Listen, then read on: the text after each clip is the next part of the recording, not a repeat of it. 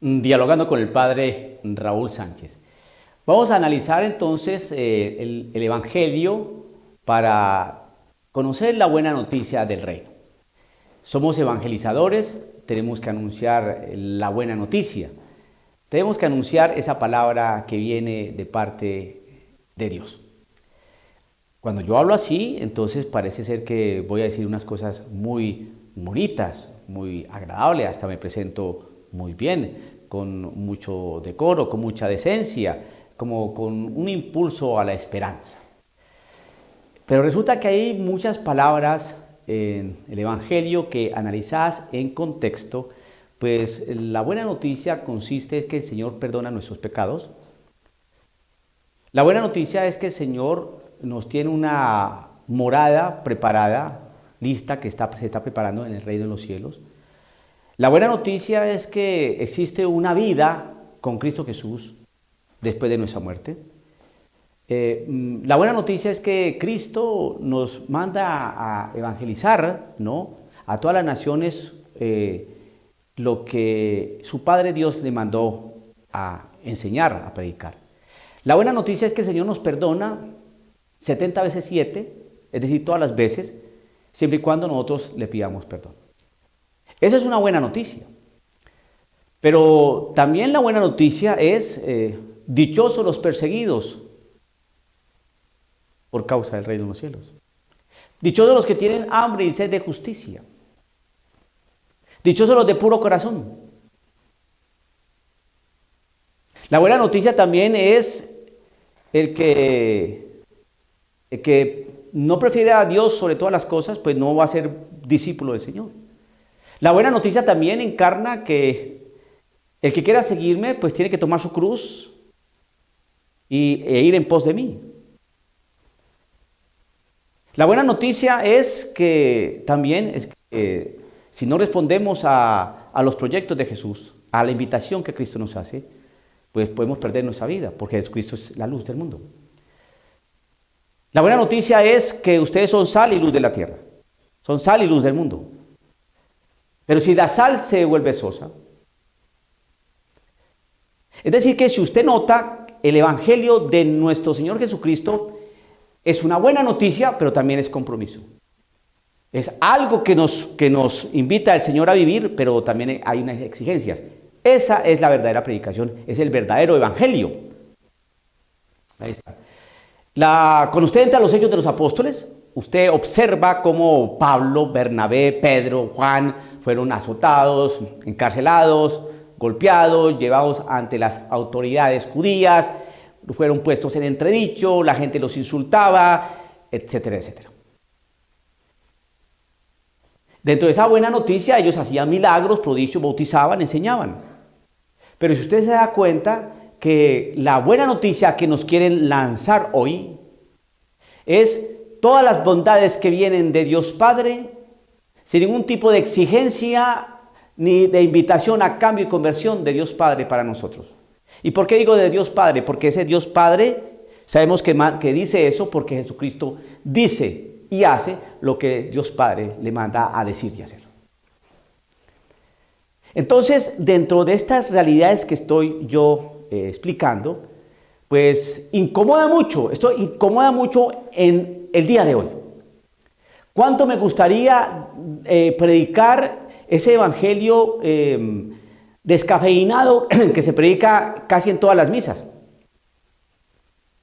Y lo que yo trato de darles a entender a ustedes, queridos hermanos, que aquí yo no estoy hablando de excelentes predicadores ni malos predicadores, sino el contenido de la predicación. Me explico. Hay excelentes sacerdotes y predicadores que uno dice, qué predicación tan interesante. Oiga, nos hizo reír, nos centró, nos explicó, aprendimos, pero no era la palabra del Señor. Era un discurso psicológico, con contenido psicológico, con una realidad netamente humanista, con un enfoque y una proyección de motivador. Entonces, claro, todo tiene un contenido pues, que entretiene, que uno aprende, obvio, ¿no? Pero que no es cristiano, A eso es donde yo quiero ir. No se trata de que yo esté demeritando los esfuerzos y trabajos de los predicadores, ni más faltaba de los sacerdotes, ni más faltaba, no, son mis hermanos sacerdotes, son predicadores laicos que se esfuerzan por evangelizar. Pero ¿qué es lo que están evangelizando? ¿Qué es lo que están anunciando? Es lo que yo me pregunto. Yo me pongo a escuchar diferentes homilías y yo digo, ¿y este sacerdote cuándo va a hablar de lo que se leyó allí? No tocó la primera lectura, no tocó ni siquiera un salmo, la segunda lectura ni siquiera la pasó por encima, no, hizo algún énfasis, perdón, o más bien la pasó por encima, y el evangelio, pues un toquecito por allí. ¿En qué se desgastó la homilía o cómo se desarrolló la homilía? En cuestiones de orden personal, anécdotas, cuestiones netamente puntos de proyección humana, de cuestiones de orden psicológico, de toda la iniciativa que tiene el hombre, de todo lo que... Y Cristo Jesús y el Evangelio, lo que se proclamó ahí, nada, nada. Entonces, ¿por qué hago este tipo de exhortaciones? Hermanos, porque es que en la misa se tiene que escuchar la palabra de Dios, no la palabra del hombre. Se tiene que escuchar la palabra de Cristo Jesús, no la palabra del predicador y del cura. Nosotros estamos dados para predicar la palabra de Dios. Entonces, cuando yo digo qué es lo que nos están predicando, a veces la gente dice, es que usted se cree muy buen predicador. No, yo no estoy hablando de que soy buen o mal predicador, estoy hablando del contenido de lo que se está predicando.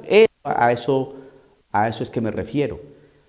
Por eso vuelvo y repito, existen excelentes predicadores, pero son grandes motivadores.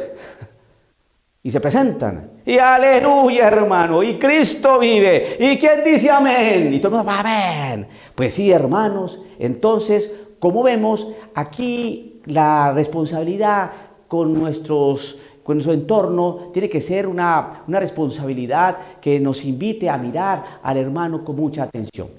Entonces todos tenemos que trabajar unidos. Tenemos que mirar ese proyecto, ¿no?, para construir el dispensario. Todos nosotros tenemos que reunir los dineros, los fondos y estas cuestiones. Entonces me acuerdo una vez y entonces se va por allí. Otros,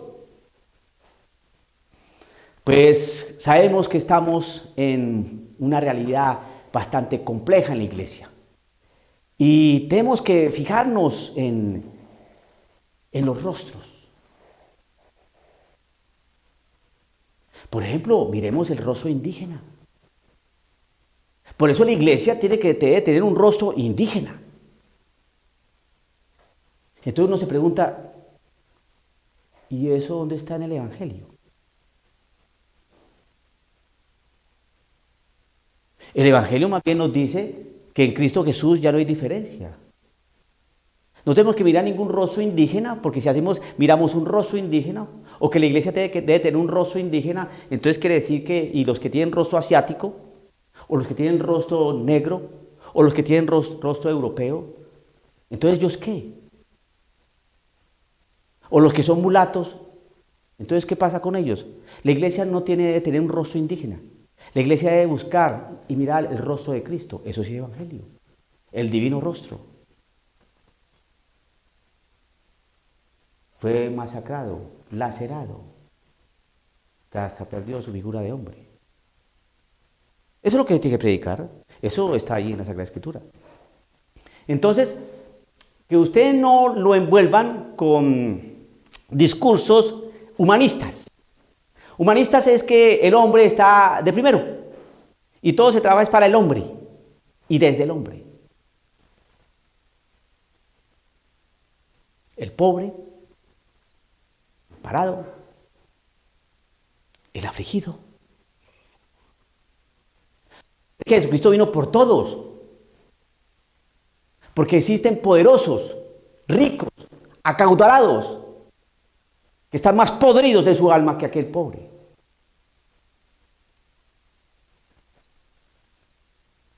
Jesucristo tiene una preferencia por los pobres, es claro. Pero Jesucristo también dice, es que pobres siempre habrá entre ustedes.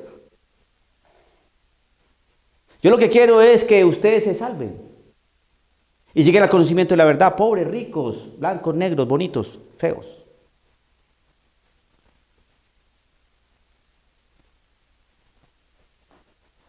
Cuando Jesucristo entró a la casa de Mateo, ¿Mateo cómo era?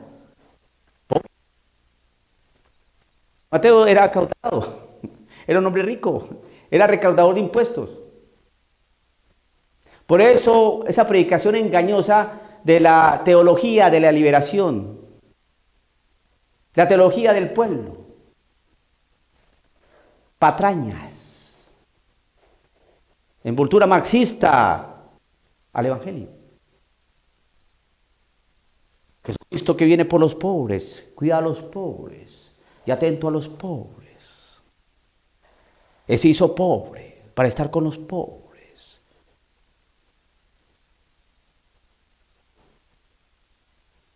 Jesucristo vino por todos nosotros, por el pobre, por el rico, por el millonario, por el acaudalado, por el miserable, por todos.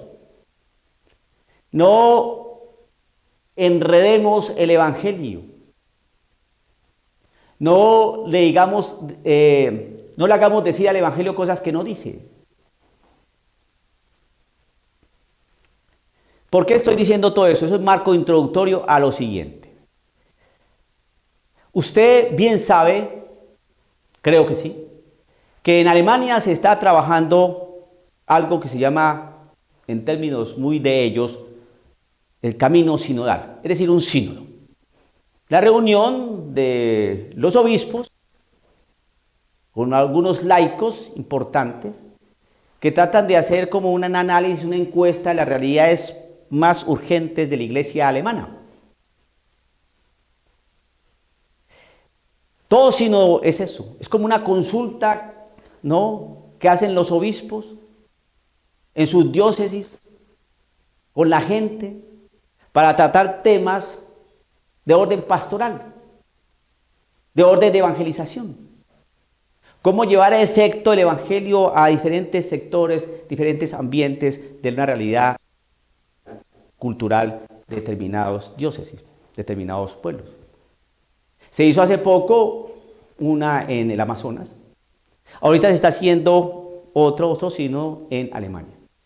Y dentro de las cosas maravillosas que salen en este sínodo, son cosas como estas. Y esto es importante anunciarlo porque soldado avisado no muere en guerra. Dice así: la pregunta que debe, entre comillas, ¿no?, la pregunta que debe servir de guía es la siguiente: ¿cómo puede la iglesia anunciar el evangelio de manera creíble en el mundo actual con palabras y obras? ¿Qué significa eso? Que entonces la evangelización ha tenido un lenguaje enredado, que la gente no lo ha entendido. ¿Cómo puede la iglesia anunciar el evangelio de manera creíble? ¿Es que lo ha hecho de manera increíble? En el mundo actual, con palabras y obras. El evangelio es ayer, hoy y siempre. Porque el evangelio es la noticia de Cristo Jesús entre nosotros. Y Jesucristo es ayer, hoy y siempre. Entonces no hay que buscar nuevas palabras, nuevas formas, nuevas palabras dentro del evangelio para anunciarlo. De manera creíble en el mundo actual con palabras y obras, pues las mismas palabras y las mismas obras, porque el Señor nos manda a predicar y nos manda a orar. Las mismas obras de amor, de caridad. No hay que decir nada distinto. Es decir, se debería decidir sobre un cómo de la fe basándose en un canon externo, pero ¿desde cuándo la fe cristiana se predica en condiciones de credibilidad mundana? Ese es el problema.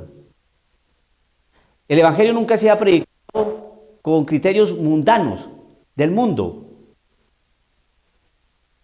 ¿Qué ha pasado con el escándalo de la cruz, con el cual el nihilismo teológico se llena hoy la boca? ¿Era creíble en sí? ¿O en qué sentido y cómo lo han hecho creíble los grandes apóstoles y los apóstoles de la fe desde siempre? ¿Se adaptaron al orden de plausibilidad de los enunciados y de las costumbres del tiempo? El evangelio siempre ha sido el mismo. Las obras siempre han sido las mismas.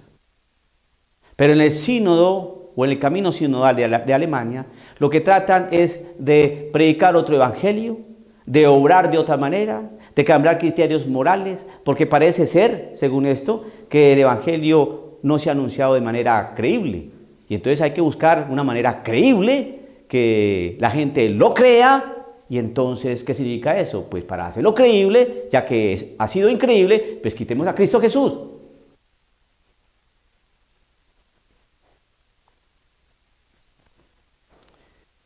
Dentro de las categorías por las cuales Jesucristo viene a traer división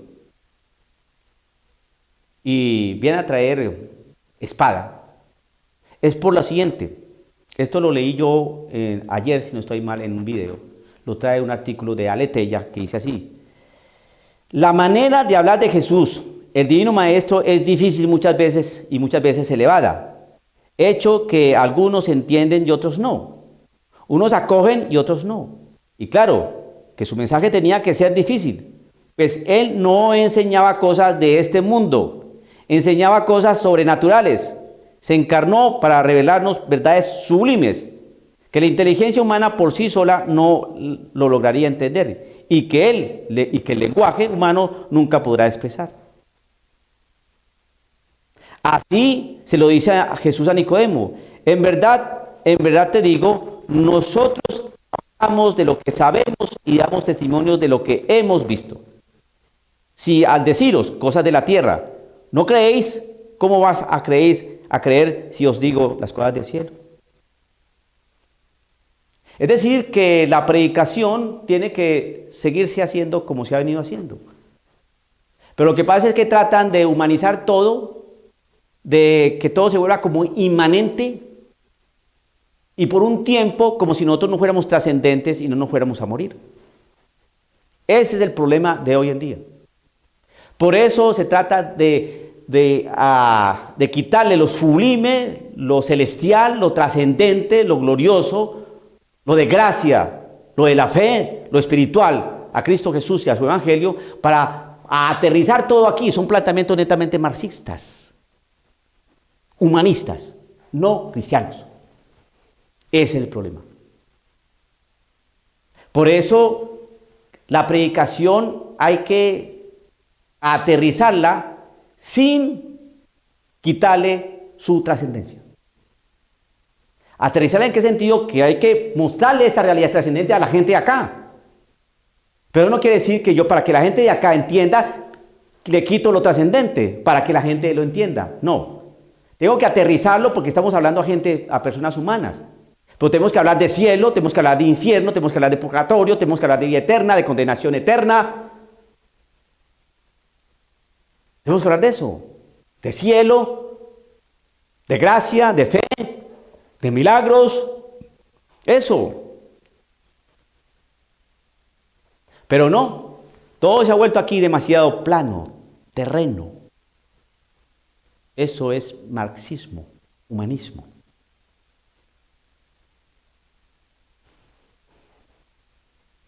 Quitemos a Cristo Jesús, quitemos a Dios, y entre menos hablemos de cosas trascendentes o trascendentales o celestiales, concepciones virginales, ángeles, multiplicación de panes, peces, que caminó por el agua, que resucitó en cuerpo, que ascendió a los cielos, que si le apareció un ángel, que... Quitemos eso. Ese lenguaje no lo entiende nadie hoy. Hablemos cosas distintas, que José y María tuvieron relaciones sexuales y puntos, porque se querían mucho y María está muy enamorada, como dijo la monjita Lucía Caram. Pues ella resultó ser más teóloga que la misma iglesia en 2000 años de historia y de dogma mariano. Entonces, esos lenguajes son así. No, pues no sabemos lo que dijeron los evangelios porque en aquella época no había grabadoras. ¿Qué significa eso? Bueno, pues no sabemos si en realidad Jesucristo hizo milagros o si en realidad sí le dijo eso a Nicodemo, o si no sabemos. ¿Qué significa eso? Quite todo eso que suena raro, hermano. Y la gente no se ha dado cuenta. Y va soltando esas frasecitas. El nuevo obispo, arzobispo allá en Bogotá. Pero yo no creo mucho en el demonio. Yo no creo mucho. Entonces, ¿qué cree usted, hermano? Si no cree mucho, cree poquito, aunque sea un poquito, cree de lo que le enseñaron, cree. ¿Y por qué no cree, hermano? Por qué cree poquito? A ver, ¿por qué no cree mucho? Ese no creo en mucho, hermano, es que usted está prácticamente pasando por la galleta, como decimos en Colombia, el catecismo de la Iglesia Católica, porque el demonio es un dogma de fe. ¿Ya sí? Ve, por eso es que a veces esta predicación es, ay, como que agota. El padre Raúl debería hablarnos de otras cosas. ¿Qué les puedo yo decir? ¿De qué les voy a hablar? Tengo que hablarles ahora de lo que nos tenemos que preparar, porque si usted no se ha dado cuenta, hermano, estamos en una lucha, la cosa más pavorosa que usted ni se imagina. Si usted quiere vivir su vida cristiana ahí en el sofá, viendo televisión, llegó la hora de ir a misa, fue a misa, escuchó el sermón, pasó a comulgar, dio la ofrenda, salió de la iglesia, se fue a comer con su familia a un pueblo cercano, en la misma ciudad, o regresó a su casa porque usted es pobre y solamente a comerse ahí la comida del pobre, a ver televisión durante toda la tarde, y al otro día seguir una vida, o si usted es de los cristianos un poco más movidos, que pertenece a un grupo de iglesia, que entonces ahorita como no pueden hacer nada, o no podemos hacer nada porque estamos con este enclaustramiento tan pavoroso, pues no se pueden reunir los grupos ni nada, entonces usted ¿qué está haciendo? Y cuando antes todo estaba bien, tú estaba contento con su grupo, asistía a los eventos y todo esto, pero parece ser que la gente está ajena a todo esto. Y con lo que salen es con lo siguiente: Padre, yo creo que a usted le falta confianza en el Señor. Porque toco estos temas, me falta confianza en el Señor. No porque confío en el Señor, es que tengo que anunciar estos temas. Porque confío, porque Él habló de una apostasía y la estamos viviendo. Es porque confío en la palabra del Señor que tengo que anunciar. Es porque confío en el Señor que tengo que anunciar estas palabras en medio de lobos. Porque eso lo dijo el Señor. Porque confío en el Señor es que sé que voy a ser perseguido. Porque el Señor dice, salten de contento cuando sean perseguidos por causa de mi nombre. No. Porque confío en el Señor, confío mucho. Y como confío tanto, tengo que anunciar la buena noticia del reino. Y eso implica persecución. Porque lo vimos el domingo pasado, no tengan miedo. Y predicar la verdad hoy en día a veces da miedo. Porque nos pueden silenciar. Nos pueden callar.